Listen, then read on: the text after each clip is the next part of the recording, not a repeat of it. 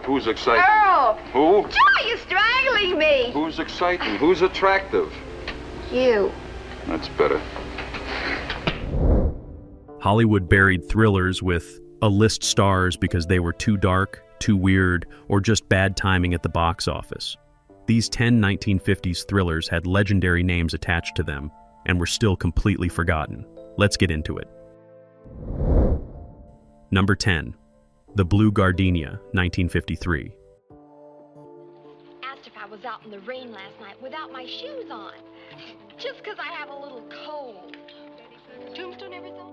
Fritz Lang directed this noir thriller starring Anne Baxter, and it fell out of the conversation despite being one of his most underrated American films. The story follows a woman who wakes up after a drunken night with no memory of what happened, only to discover that the man she was with has been murdered.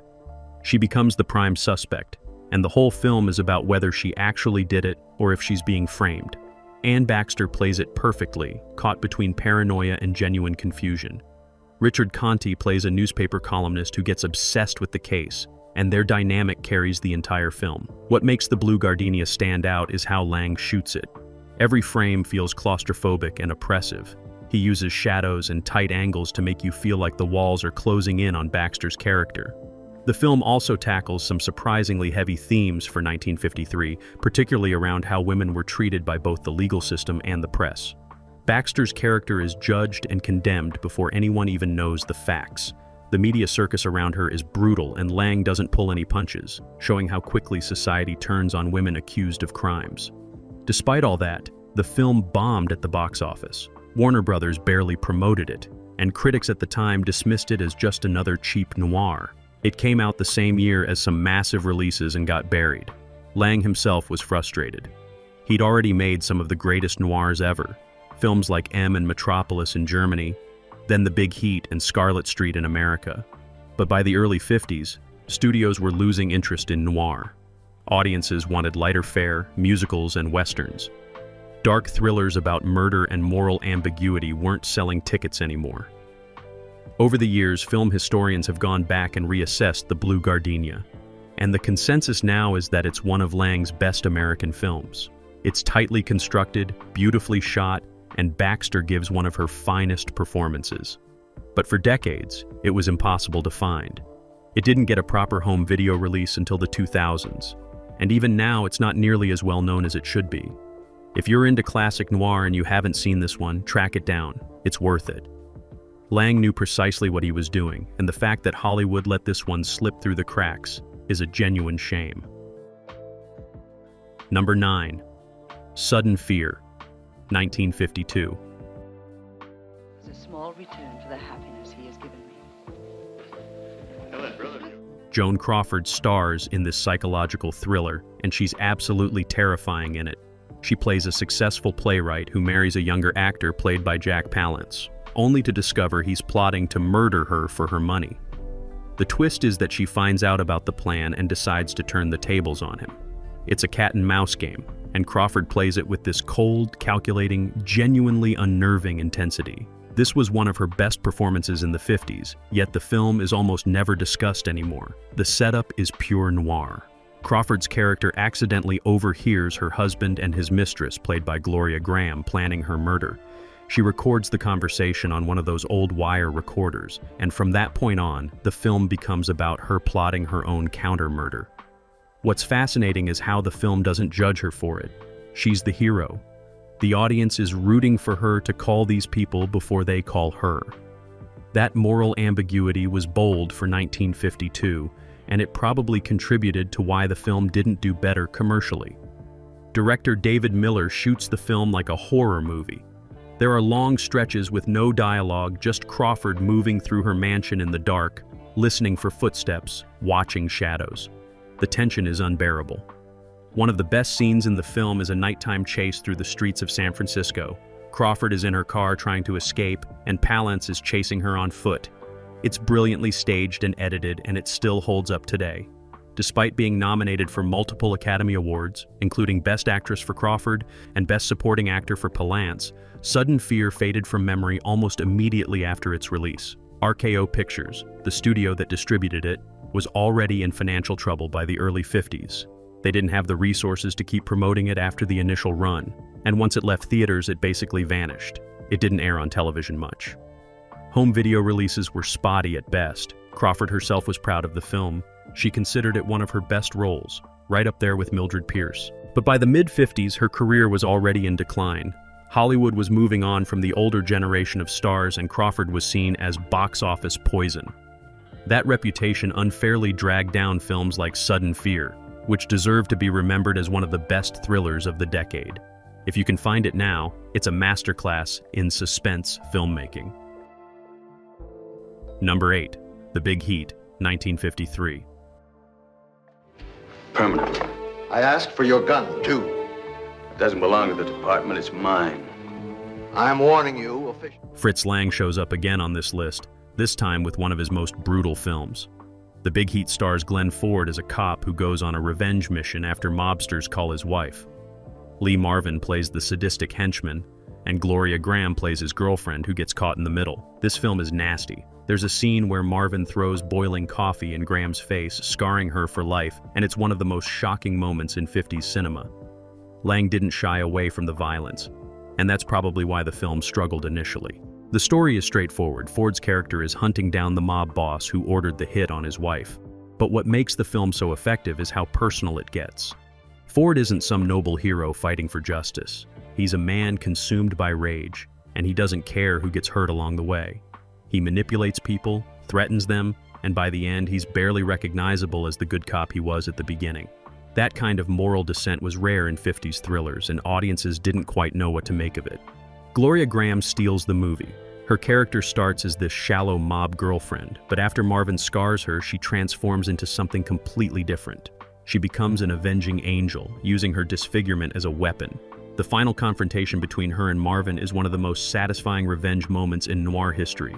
Graham was nominated for nothing, which is insane considering how good she is in this. The Big Heat was controversial when it came out. Some cities banned it because of the violence. Critics called it sadistic and cruel. Columbia Pictures didn't know how to market it, so they just dumped it into theaters and hoped for the best. It made some money, but not enough to be considered a hit. Over time, though, the film's reputation grew. Martin Scorsese has called it one of the greatest American noirs ever made. Quentin Tarantino referenced it in multiple films. But for decades after its release, it was just another forgotten thriller, buried by squeamish distributors. What's wild is how much influence The Big Heat had on later crime films. The idea of a cop going rogue and becoming just as brutal as the criminals he's chasing became a staple of the genre. Dirty Harry, Death Wish, and even modern films like John Wick owe something to what Lang did here. But in 1953, it was just too much for mainstream audiences. The film finally got the recognition it deserved when Criterion released a restored version. But by then, most of the people involved were long gone. Number 7. Pickup on South Street, 1953. That's the man. We haven't even got a lead on him. So you don't know, Tiger. Thought you knew everything about everybody.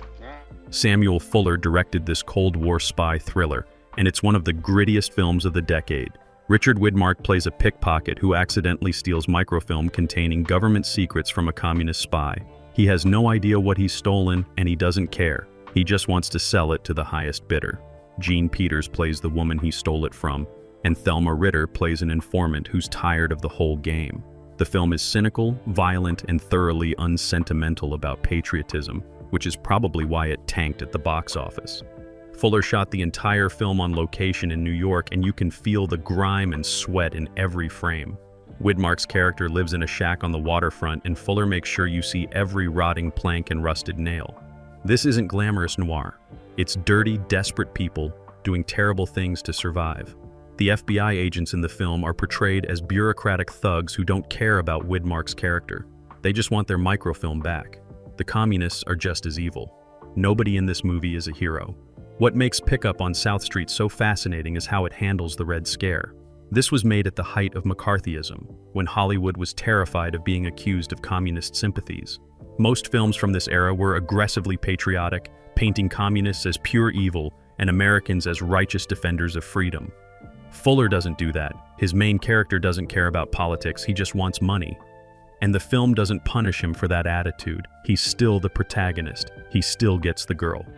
The French government actually banned pickup on South Street because they thought it was too anti-communist. That's how complicated the politics around this film were. American conservatives thought it was too cynical about patriotism.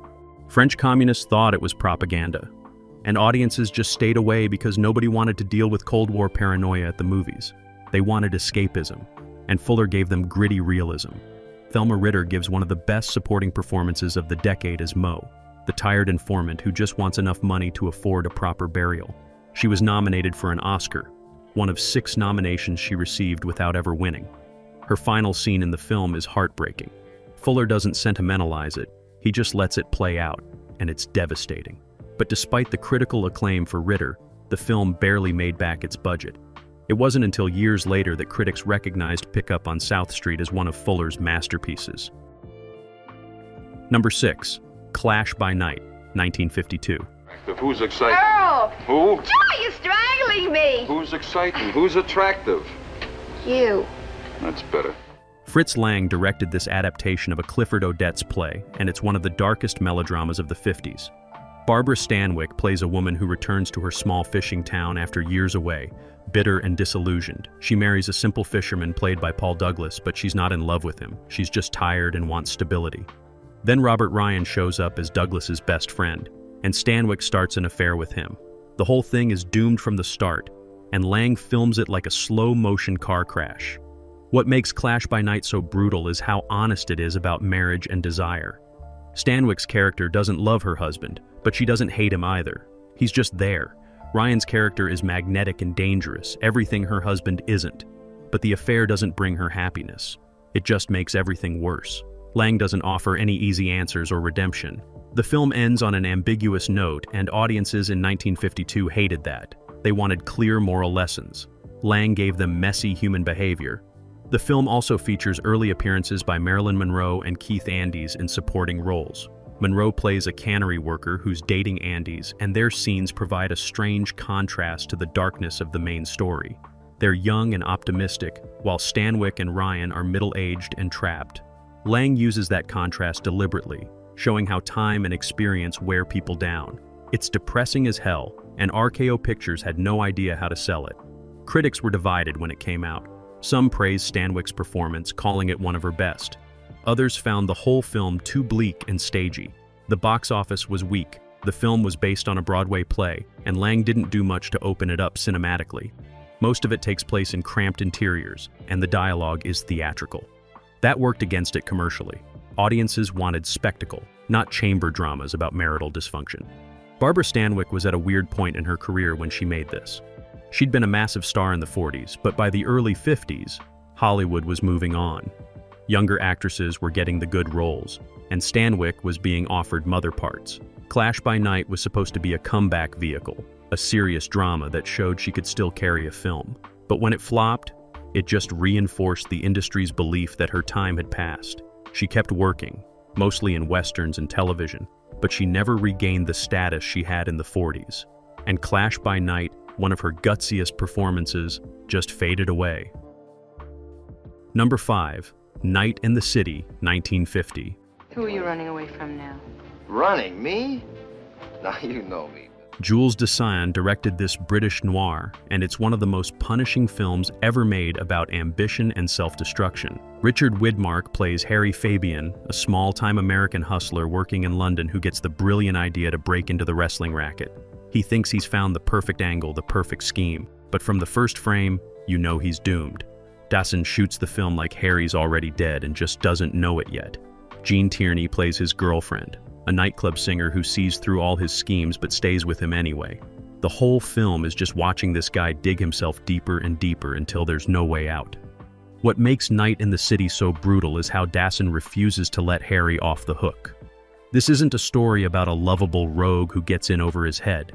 Harry is a liar, a con man, and a coward. He betrays everyone who trusts him. He makes promises he can't keep. And when everything falls apart, he doesn't learn anything. He just runs. The final chase through the streets of London is one of the most nihilistic endings in noir history. Harry's got nowhere to go, nobody to help him, and the city itself feels like it's closing in on him. Dassin shot the entire film on location in London, using real streets and real nightclubs. The atmosphere is suffocating. You can feel the grime and desperation in every shot. Widmark gives one of his best performances, all nervous energy and false confidence.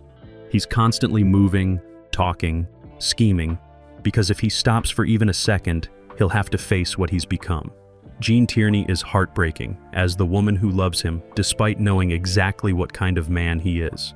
Her final scene with Widmark is devastating. The film bombed in both Britain and America. Fox barely promoted it, and audiences didn't want to watch a movie this dark and hopeless. This was 1950. People wanted optimism, not stories about pathetic losers destroying themselves.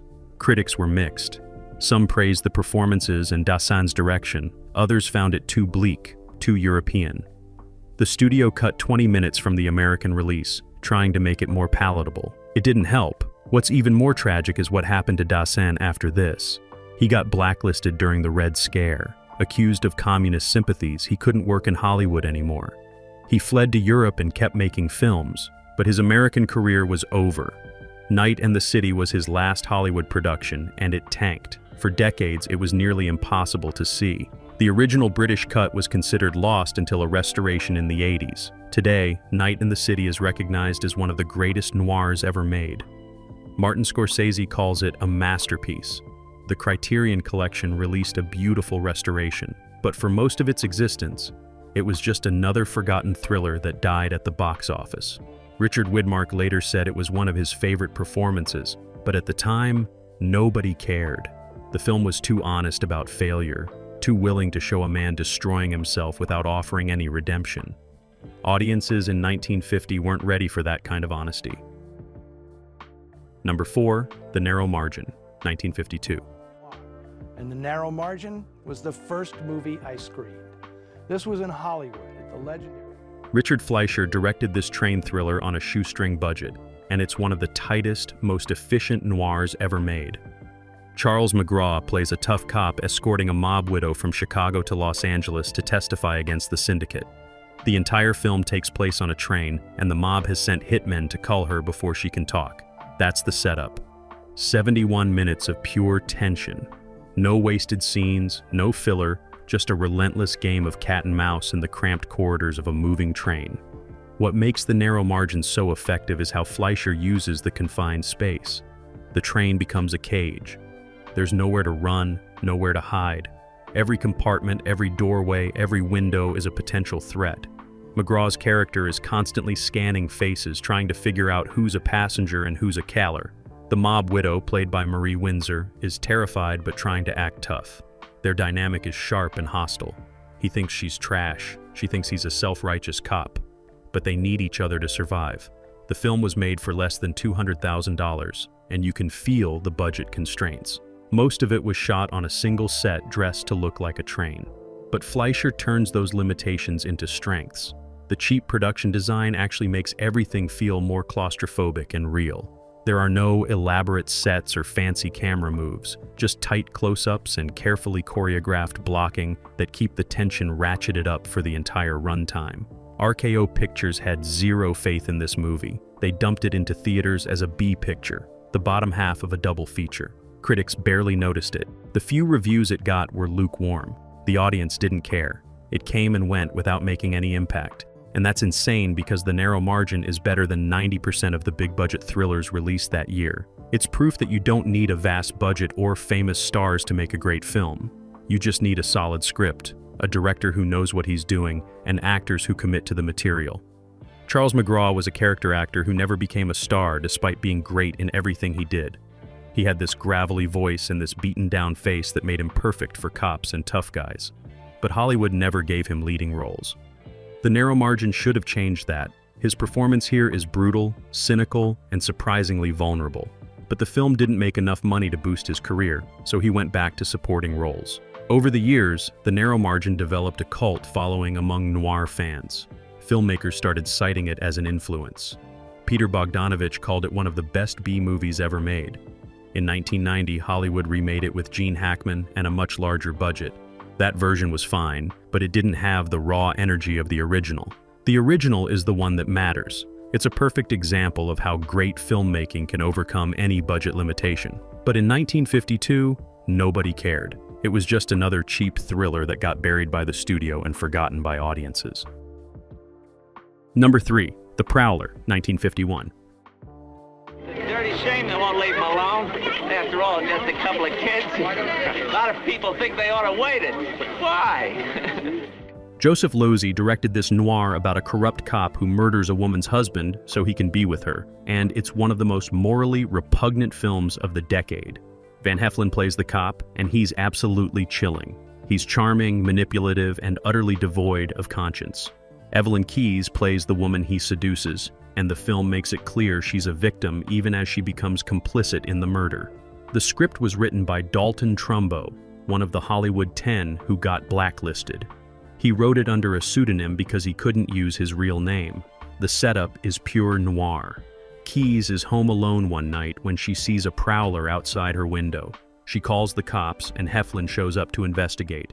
He's immediately attracted to her. She's married to an older, wealthy man who works nights as a radio announcer. Heflin starts coming around more often, pretending to check on her safety. They begin an affair. And then Heflin comes up with a plan to call her husband and make it look like self-defense. The murder scene is cold and calculated, and Losey films it without any sympathy for Heflin's character.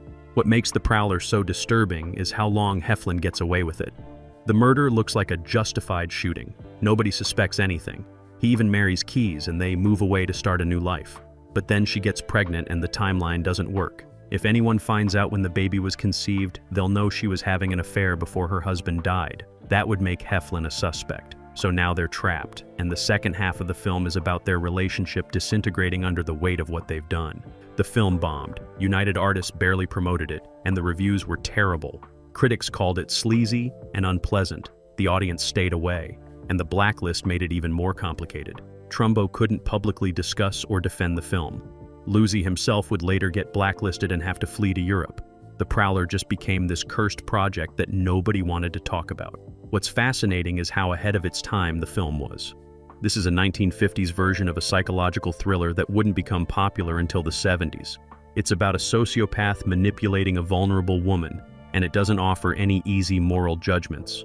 Keyes' character isn't innocent, but she's not evil either. She's just weak and lonely, and Heflin exploits that. The film understands that people do terrible things for complicated reasons, and that makes audiences deeply uncomfortable. Van Heflin was a respected actor who won an Oscar for Johnny Eager, but The Prowler didn't do his career any favors.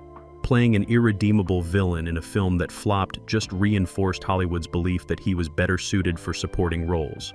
Evelyn Keyes was trying to transition from B-movies to more serious work, and this should have been her chance. But when the film died, so did her hopes of becoming a dramatic leading lady. Both ended up doing mainly television work for the rest of the 50s. And The Prowler, one of the nastiest noirs ever made, just disappeared. It wasn't until decades later that film historians rediscovered it and recognized it as a lost masterpiece. Number 2, Kiss Me Deadly, 1955. Robert Aldrich directed this adaptation of Mickey Spillane's novel, and it's one of the most violent, cynical, and nihilistic films Hollywood produced in the 50s. Ralph Meeker plays Mike Hammer, a private detective who picks up a hitchhiker and gets pulled into a conspiracy involving nuclear materials. The film is brutal from the first frame. That hitchhiker gets tortured to death, Hammer gets beaten unconscious, and the violence only escalates from there. Aldrich took Spillane's pulp novel and turned it into something darker and more disturbing than anyone expected. What makes Kiss Me Deadly so radical is how much it hates its protagonist. Mike Hammer is a thug. He's greedy, violent, and stupid. He treats women like garbage. He beats information out of people, and the film never tries to redeem him. Aldrich presents him as a symptom of a sick society rather than a hero. The supporting characters constantly insult him, call him out for being a lowlife, and he just shrugs it off. He doesn't care. He's only interested in money and power.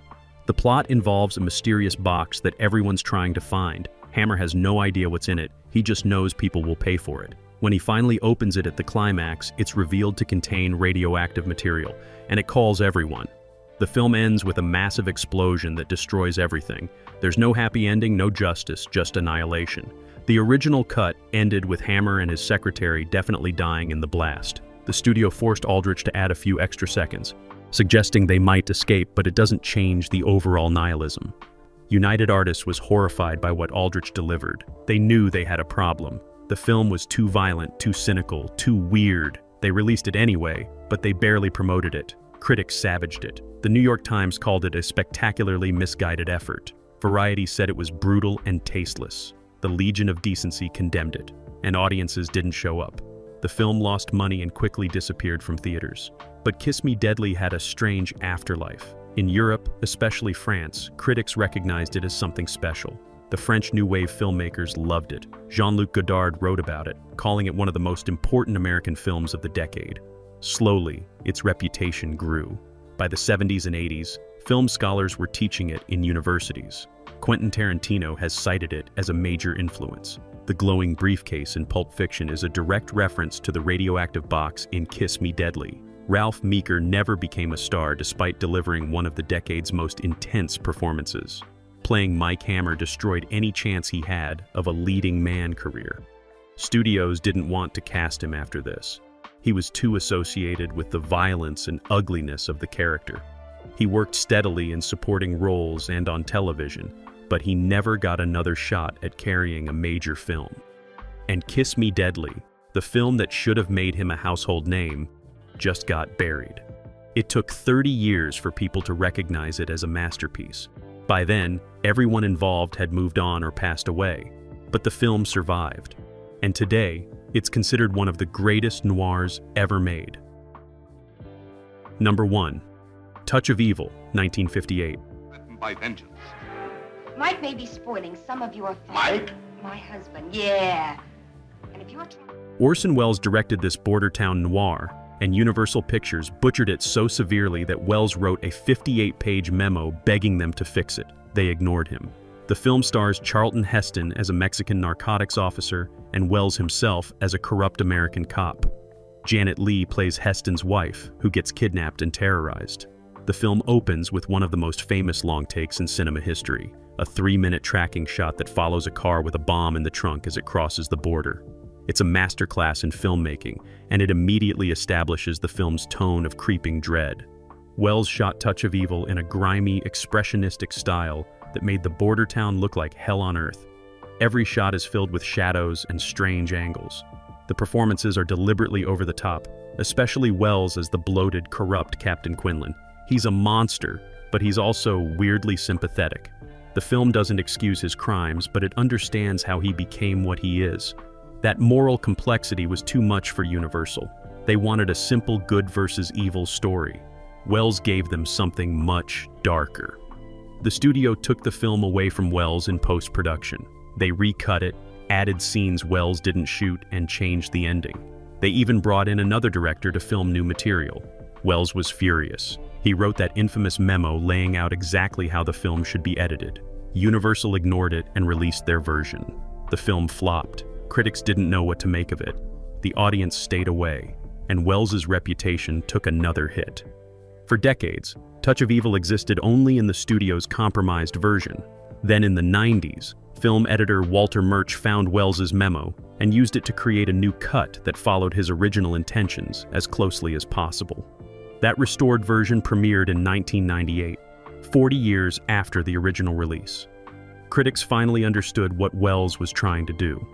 The film was hailed as a lost masterpiece, but by then, Welles had been dead for over a decade. Touch of Evil destroyed Welles's Hollywood career. After this disaster, no studio would hire him to direct. He spent the rest of his life scrambling for funding, making films in Europe and doing acting jobs to pay the bills. He never got to make another studio picture. And Touch of Evil, the film that should have cemented his genius, was the final nail in the coffin. Universal treated him like a hack, and the industry took their side. It's one of the great tragedies of American cinema. A masterpiece got buried because the studio didn't understand it, and the director didn't have the power to fight back. Hollywood let these thrillers die quiet deaths, buried under bad marketing and studio interference. Legendary directors got ignored. A list of stars couldn't save them. But every single one of these films deserved better than it got. They were too dark, too honest, or just too far ahead of their time for 1950s audiences to handle.